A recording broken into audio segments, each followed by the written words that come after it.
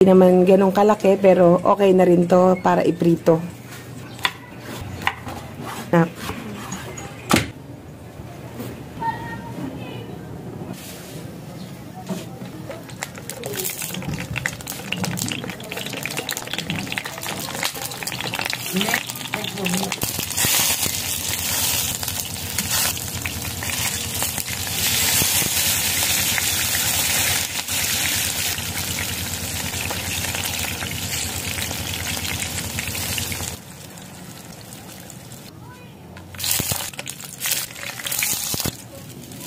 Salamat po kay Tita Leti, pasalubong from Nueva Ecija, itong hamonado at yung garlic na longganisa.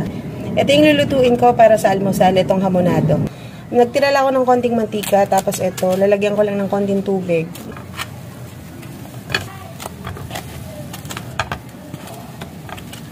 Ng konting tubig.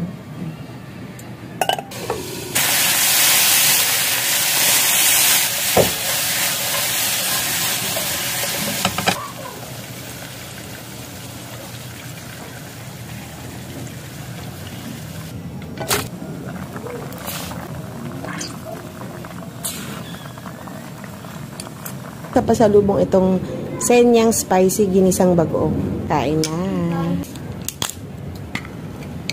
Uy. Oh, masarap to. Gusto ko talaga pag may pritong talong, may bagoong alamang. Yan. Pwede na yan.